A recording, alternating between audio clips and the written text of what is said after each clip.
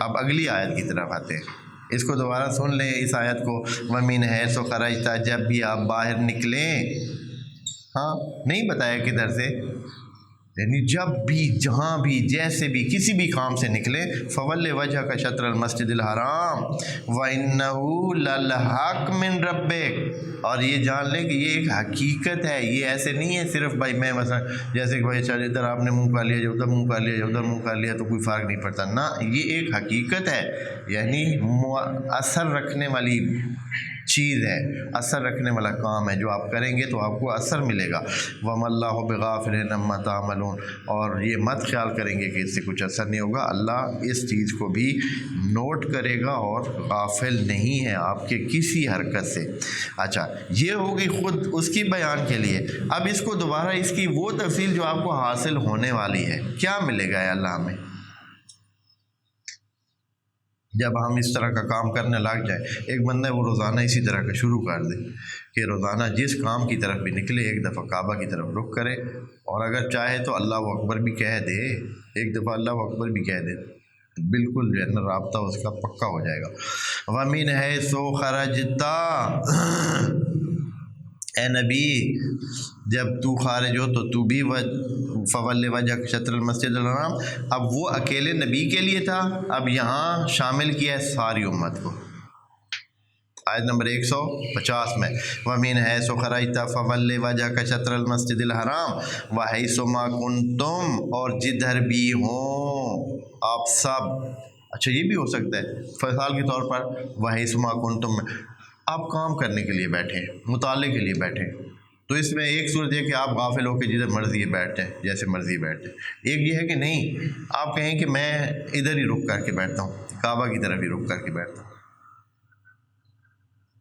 اس وجہ سے کہ کعبہ جو ہے وہ ایک حقیقت ہے اور انرجی کا مرکز ہے، پاور کا مرکز ہے، قوت اور طاقت کا مرکز ہے،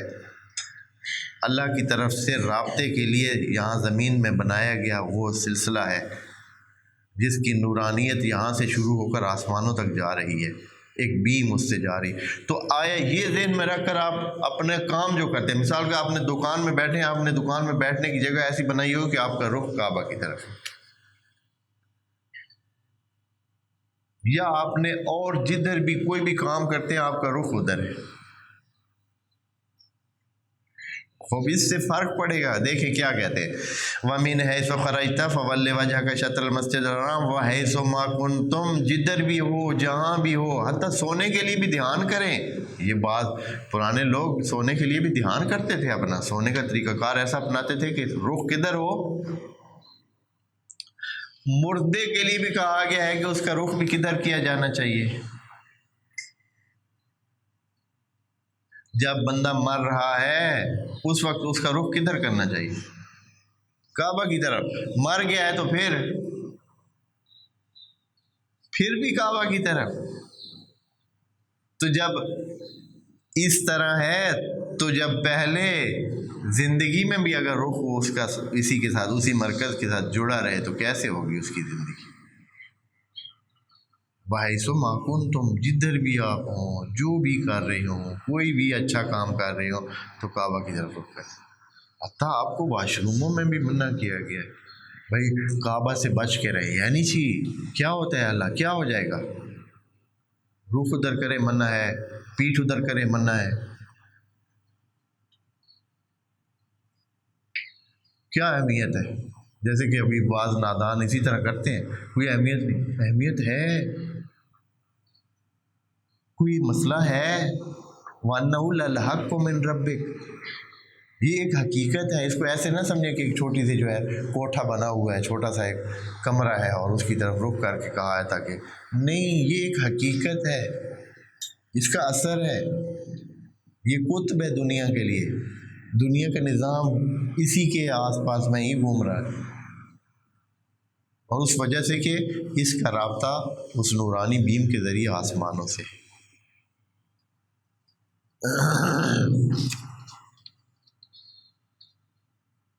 دیکھیں کیا کہتے ہیں وَحَيْثُ مَا كُنْتُمْ فَوَلُّوا وُجُوهَكُمْ شَطْرَهُ، جدھر بھی آپ ہوں، جدھر بھی ہوں اسی کی طرف رخ کر کے اپنے کام کیا کریں، یقیناً یہ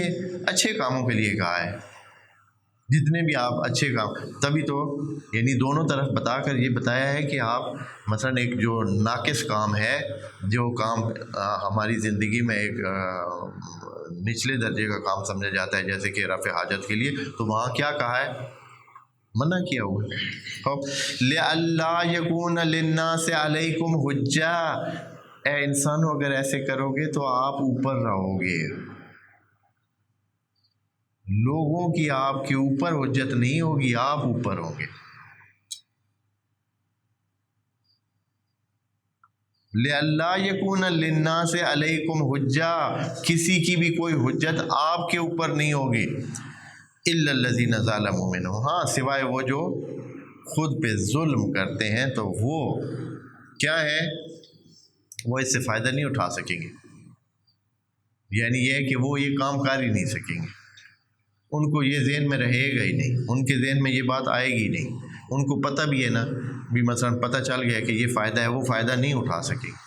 اس لیے کہ ہر وقت وہ کیا رہیں گے؟ اپنے ظلموں کی وجہ سے، اپنی بدنیتی کی وجہ سے وہ غافل رہیں گے، وہ نیک نیتی ان کے اندر کیونکہ نہیں ہے، اس لیے باہر سے بھی خدا ان کو توفیق نہیں دے گا کہ وہ کوئی ٹھیک کام کر سکے، نہیں ہوگا، ان سے غلطی ہی ہوگی، وہ اچھائی سے غافل رہیں گے، وہ دور رہیں گے، وہ اپنے اس شیطنت میں مصروف رہیں گے۔ إِلَّا الَّذِينَ ظَلَمُوا مِنْهُمْ فَلَا تَخْشَوْهُمْ، آپ سب پہ بھاری ہوں گے، آپ سب پہ حاوی ہوں گے، آپ سب پہ، ہاں کچھ ظلم کرنے والے یا جو خدا کے راستے سے ہٹے ہوئے لوگ ہیں، ممکن ہے کہ ان کے ساتھ آپ کا واسطہ پڑے تو آپ کیا ہوں، آپ کی حجت ان پہ قائم نہ ہو، وہ مانیں گے جو نہیں، وہ سنتے جو نہیں ہیں، وہ تو اللہ کے نافرمان ہیں، اس لیے ہو سکتا ہے کہ ان سے آپ کی حجت ان پہ قائم نہ ہو، یعنی وہ نہ مانیں آپ کی دلیلوں کو، آپ کی باتوں کو، آپ کے سلسلوں کو نہ مانیں، لیکن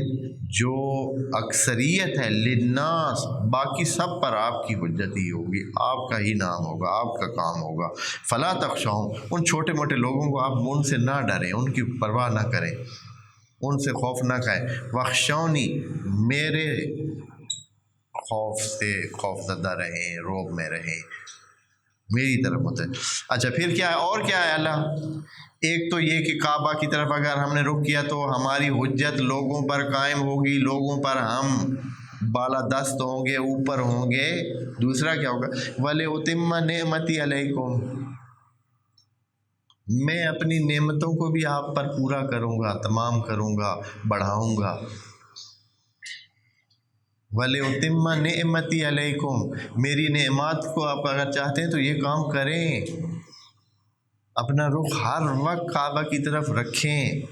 ہر کام میں کوشش کریں کہ ایسا طریقہ اپنائیں کہ آپ کے نیک کام کا رخ سارا کعبے کی طرف ہی ہو۔ وَلِأُتِمَّ نِعْمَتِي عَلَيْكُمْ، تاکہ میں اپنی نعمت کو آپ پر پورا، اس لیے کہ جب آپ وابستہ ہوں گے تو مسلم ہے کہ جو بندہ دروازے پہ لگا ہوا ہے تو اس کو تو ملنا ہے، اور جو دروازے کی طرف توجہ ہی نہیں ہے اس کی، وہ تو جا رہا ہے، آ رہا ہے، اس کو پتہ ہی نہیں ہے کہ ادھر بٹ رہی ہے ہر چیز، ہر چیز تقسیم ہونے کی جگہ یہ ہے، ادھر سے مل رہی ہے ہر چیز، اس کی طرف وہ متوجہ ہی نہیں ہے، اس کا ذہن ہی نہیں ہے، اس کو کیا ملنا ہے؟ اگر لینا ہے تو ادھر رخ رکھے گا، توجہ رکھے گا ادھر سے جہاں تقسیم ہو رہا ہے ہر چیز۔ وَلِأُتِمَّ نِعْمَتِي عَلَيْكُمْ، اور آخری بات وَلَعَلَّكُمْ تَهْتَدُونَ، اور پھر آخری یہ ہے کہ آپ کو ہدایت بھی اسی ذریعے سے ملی، جب آپ مسلسل اس مرکز کی طرف متوجہ رہیں گے تو جو ہدایت ہے وہ بھی تب ملے گی نا، پھر آپ کو تَهْتَدُونَ یعنی ہر لمحے آپ کو ہدایت ملے گی، یہ نہیں کہ خدا نے صرف یہ ہدایت دے دی ہے کہ مجھے مان لیں، نماز پڑھ لیں، روزہ رکھ لیں، نہیں، ہمیں ہر لمحے ہدایت کی ضرورت ہے۔ وَلَعَلَّكُمْ تَهْتَدُونَ یعنی جب آپ کو فرض کریں کہ ابھی ایک مشکل پیش آ گئی، میں کیا کروں، اللہ مجھے سمجھ نہیں آ رہی کیا کروں، یہاں اللہ ہدایت دے گا کہ یہ کرو، خود بخود آپ کے ذہن میں وہ بات آئے گی، آپ وہی کریں گے جو اچھا ہوگا، اس سے آپ کو بھی فائدہ ہوگا، دنیا اور آخرت کا فائدہ ہوگا۔ یہ ہدایت ہے الہی۔ اگر اللہ آپ کو مشکل حالات میں، مسائل میں راستہ دکھا دے تو اس سے بڑھ کر کیا چاہیے آپ کو؟ کسی مشکل سے نکلنے کے لیے، کسی اچھی چیز کو پانے کے لیے ہدایت اللہ کی طرف سے مل جائے تو پھر اور کیا چاہیے؟ دو ہی تو مسئلے ہوتے ہیں، یا انسان کچھ حاصل کرنا چاہتا ہے یا اپنے سے کچھ مشکلات کو دور کرنا چاہتا ہے، اس کے علاوہ انسان کی کوئی مسئلہ نہیں ہے۔ تو ان دونوں میں جب اللہ ہدایت دے دے لعلکم تہتدون